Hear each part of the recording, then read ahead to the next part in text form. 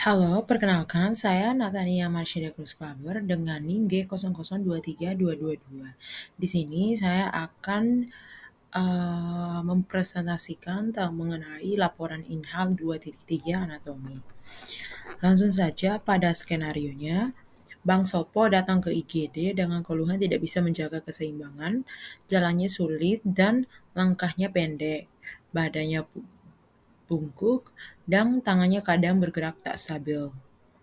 Nah, pertanyaannya, apa kemungkinan penyebab kelainan otak tersebut? Langsung saja dijawab, yaitu berdasarkan gejala yang diderita oleh Bang Sopo, Bang Sopo ini kemungkinan mengalami kelainan Parkinson disease atau penyakit Parkinson, yang mana gejala utamanya itu adalah gangguan pergerakan seperti langkah pendek, kesulitan dalam menjaga keseimbangan, dan tremor atau gemetar pada tangan.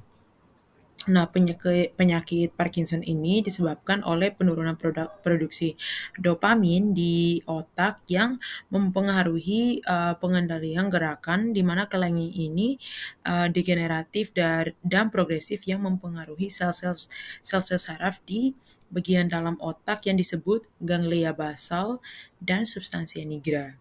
Sel-sel saraf di substansia nigra akan menghasilkan neurotransmitter dopamin yang bertanggung jawab untuk menyampaikan pesan-pesan yang merencanakan dan mengendalikan pergerakan tubuh. Setelah itu, untuk pertanyaan B, di mana letak anatomi dari kelainan otak tersebut? Jadi, letak anatomi dari kelainan otak tersebut itu adalah di ganglia basalis atau nuklei basalis.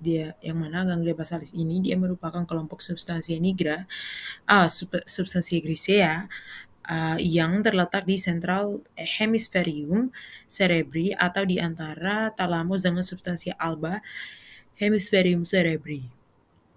Nah, substansia nigra dia itu merupakan nukleus motorik yang besar dan terletak di antara tegmentum dan crus cerebri. Nah, warnanya itu gelap dan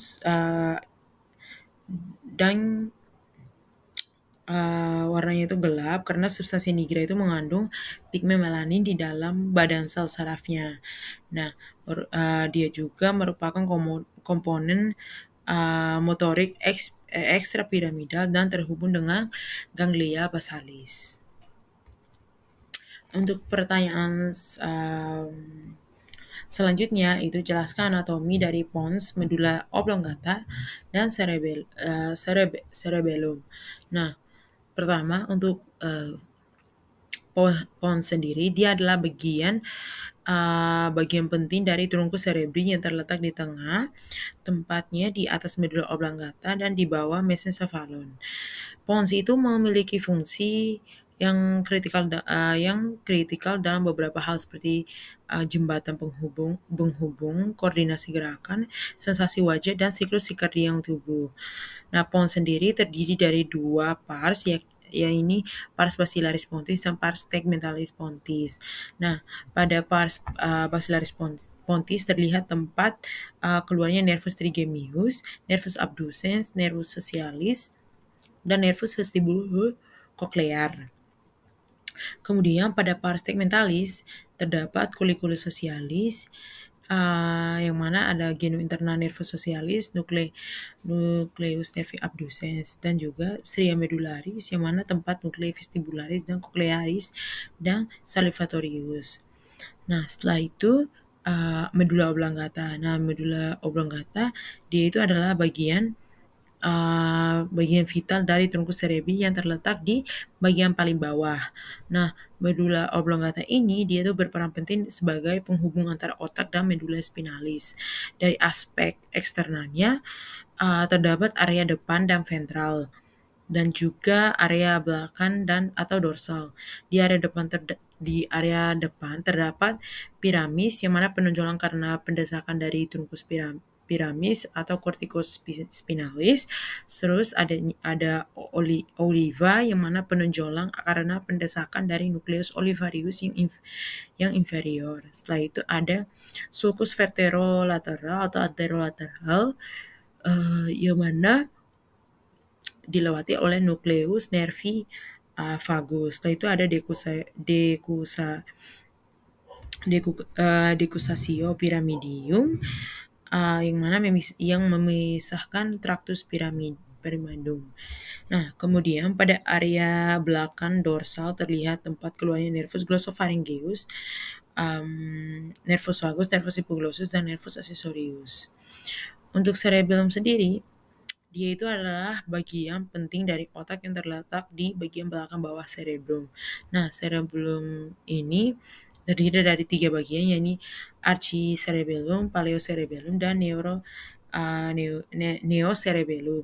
Untuk archicerebellum, dia itu pada lobus floculonudularis dan lingula. Dia itu mengandung nukleus fastigius untuk mempertahankan orientasi dalam ruang dan menerima impuls rotasi dari labirin dan stimulasi terhadap stimulasi suhu.